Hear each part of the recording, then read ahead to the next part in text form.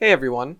So today I wanted to go over a few clips of encounters with players engaging in what I like to refer to as subtle hacking. What I mean by hacking is using external software to modify the game for an advantage. What I mean by subtle is that they're trying to do it in a way at least that they believe won't be able to be picked up by most players. Examples of this is common scripts that do things such as slightly modifying their damage, speeding up their animations up by a low percentage, or other modifications that break the limit of what your player can normally do. You can't really know the reasoning behind it, but you don't really need to. I'm just going to be going over the often comedic details of this cheating, so you can know what to look for in order to identify it in your own adventures. With that, you can make your own decisions to black crystal out or do whatever. But whatever you do, please don't send hate messages. They aren't productive at all. If you do decide to, and actually do get in contact with the cheater, point it out and ask them why they are using them, and suggest the alternative of just playing the game normally. Also, this is within the context of cheating for an advantage exclusively. I don't have much of a problem with, let's say, using cheats with consenting friends in a password summon fight club where no unexpected invader can be exposed to it. Or, if you're doing something goofy or legitimately interesting, with the understanding that because you are still technically cheating, others may react to it in not so nice ways because it disrupts normal play. That last reason is why I only really do my bosses anymore for password summons. Even if a lot of people would be impressed and happy to fight it in a random invasion encounter, there's still a notable amount that would just want normal play, and I wish to respect that. But back to the subject of subtle cheaters. Even if you get to the point where you're in one of their DMs, they probably won't stop cheating even if they say they will. But I've had a few cases where they legitimately did. With that, let's get into the nitty-gritty of the first case.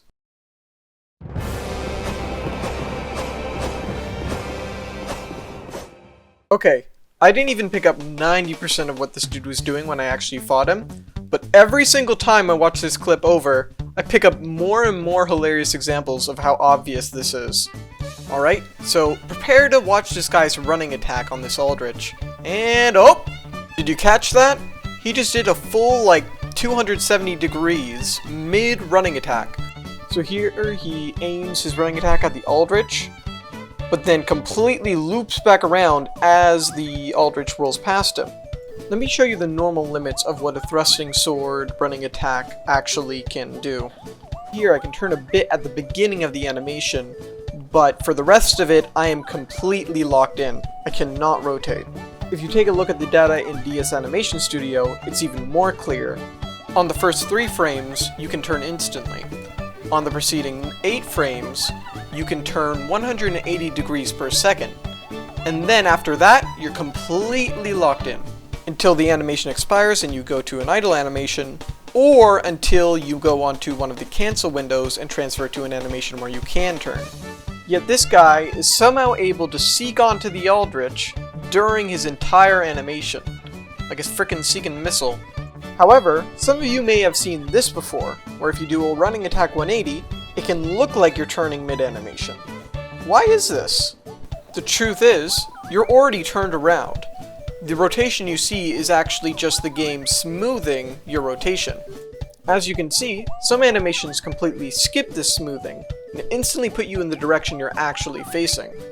And because hitboxes are tied to your model, while your movement isn't, you can do some pretty interesting things with this phenomenon.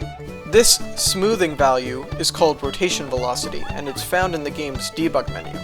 Normally, this value is 720 degrees for 720 degrees per second.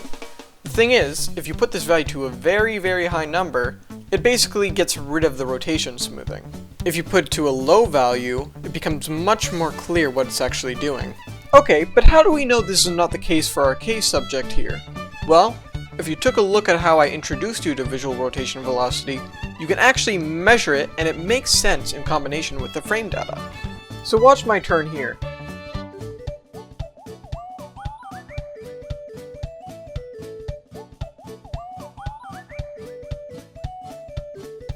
You can see here that even though I do a full turn, it finishes right about at the time that real turning gets disabled.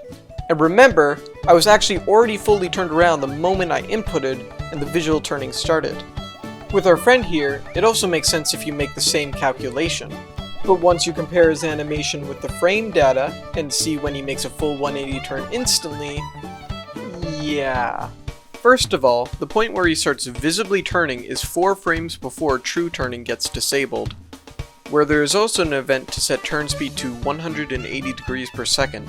Is that enough to make this turn? In 30 frames per second, which this attack's events are written in, 4 frames is equal to 4 divided by 30 seconds, which is equal to about 0.133 repeating decimal seconds. If you multiply this by the turn rate, 180 degrees per second, you get 24 degrees. I think you can see from the clip that this is far more than a 24 degree turn. It appears to be about 180, which is the amount of degrees to directly turn around. So by this math, it is nowhere near possible for this turn to happen in the vanilla game. Also, he stays locked on the entire time to the Aldrich, so he can't take advantage of the event turn speed 0, which allows unlimited rotation as long as you're not locked on.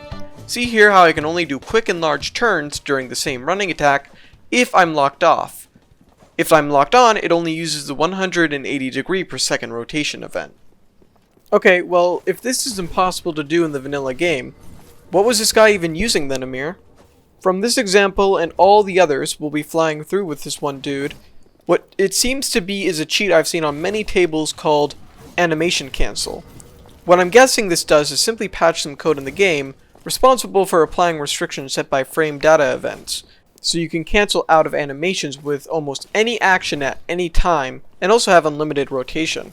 Testing it myself on these Pontiff Knights, I think this makes it the most likely thing this dude used. Now that we all know this, all the other unnatural movements and actions should make more sense. Let's have some fun and speed through them.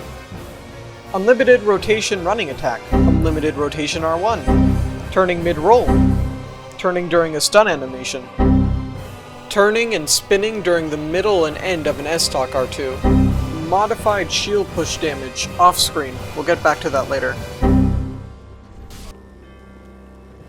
Insane, godly 1080 degree hyperspin during the entire R1 animation.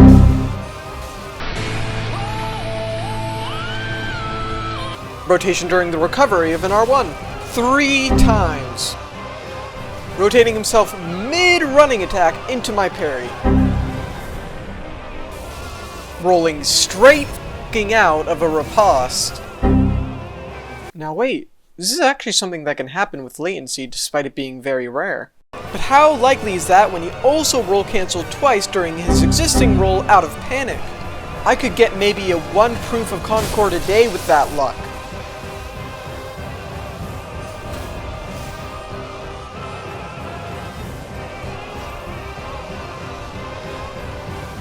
Instant hit stun cancels. And instant R1 cancels. Another running attack 180? I actually almost killed them with R1s alone here. Probably infinite consumables? Power up the breast cannon. 1k damage on a shield push. Yes, a shield push. That's what I meant by off-screen modified damage earlier. It's probably what emptied that red's health bar. Unlimited rotation running attack. That actually allowed him to avoid my backstab and still get a hit on me. There's a lot more, but I'm not going to spend all day pointing out every single confirmable instance. I think 21 is more than enough. But before we move on, I wanted to quickly remind people that despite this bit here, that this is limited to the game, and despite this, I don't think it's okay to send hate mail. And also, I wanted to mention that the Phantom here is a random Pontiff summon. They weren't friends with the host and weren't aware that the host was cheating till I messaged them. With that, let's move on to our second Collector's Edition user.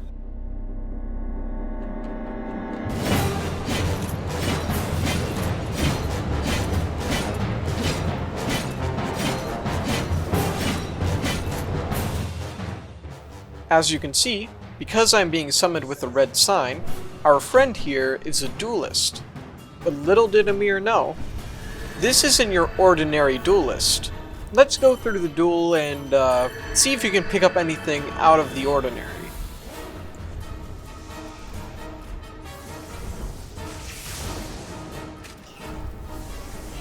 Damn, that was a fast lightning arrow. Sage Ring +2 must really help.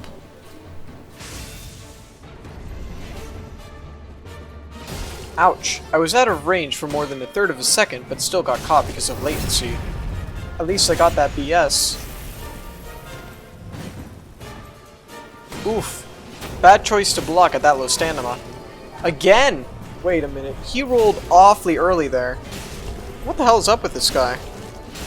He does not stop swinging his halberd.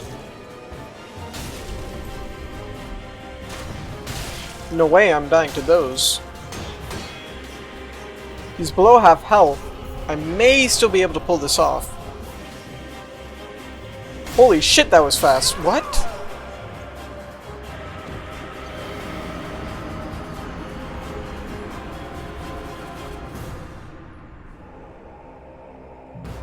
So, that guy was speed hacking. I still could have certainly killed him if I didn't make so many mistakes. But a lot of it probably was me being thrown off by that speed. Let's examine some of the frame data to prove this.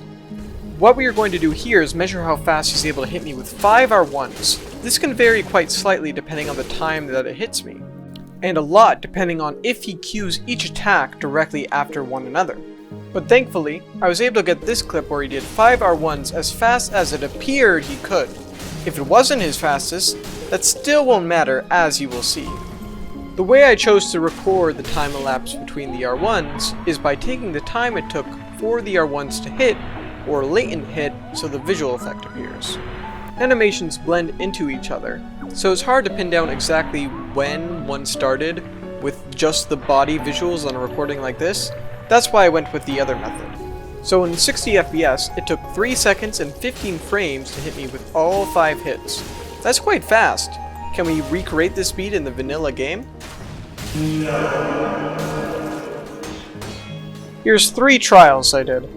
I simply spammed the Silver Knight with the halberd and counted the amount of time it took for me to get 5 hits. First one took 3 seconds and 34 frames. The second took 3 seconds and 36 frames. The third one happened to also take 3 seconds and 36 frames. Average these all together and you get 3 seconds and 35 frames average. That's only 1 frame difference, so it's basically the same as if we used 34 or 36. But I wonder, what is the ratio between our speed and our duelist over here's speed? Ah, of course. It's just the infamous 1.1 speed. So, if you are a person intending to cheat your speed, you'll notice immediately something like 2 times or even 1.5 is way too obvious. So what are you most likely to try that wouldn't be so obvious? Just add another 1 after the decimal point. It's funny, but also makes the most sense that it landed within a very small margin of error of that exact number. I'm 99% sure that this is the exact number the guy put into Cheat Engine. A lot of other speed-related things should now speak for themselves, such as this early running attack. The only other cheat I can possibly prove him of using is probably infinite stamina.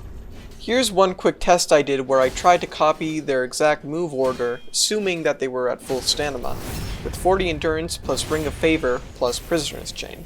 Oh, and this is with 1.1 speed since we know that they're using it.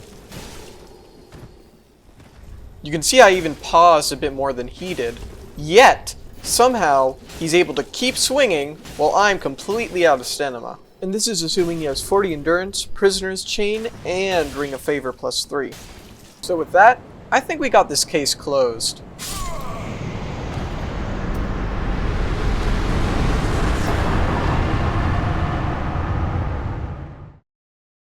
So what do you take from this? If you're playing with somebody and you feel it's unnatural and it can't be explained by latency, lag, or glitches, they may be hacking in one way or another. You can Black Crystal or keep fighting them, ending up winning or losing. But afterwards, you may use the same methods as I did here if you really want to determine that this person was likely cheating. If they were, you may know that many of your shortcomings in that encounter were due to not shortcomings of your skill, but being unable to adapt to something you shouldn't need to account for in the first place. If they weren't cheating, you can examine exactly how they played or what caused it to feel unnatural, and use that knowledge to do better next time. If you got a clip where someone appears to be secretly cheating, you can send it to me on Discord and I'll see if I can solve it for you. However, it's very possible that there isn't enough info in the clip that I can use beyond a reasonable doubt to prove that this guy was cheating. And again, don't hold a grudge against anyone for it, they are just playing the game how they want to play it. Even though it's wrong, as other players shouldn't be expected to have to adapt to it, since I'm talking to you, you yourself can simply choose not to engage with it by using the intended features of black crystalling, blocking, or dying. If you got this far in the video, you must be really interested in Dark Souls 3. You should really subscribe and hit that bell icon with it set to all notifications. Also, thanks to the 2 really nice people who recently subscribed to my Patreon.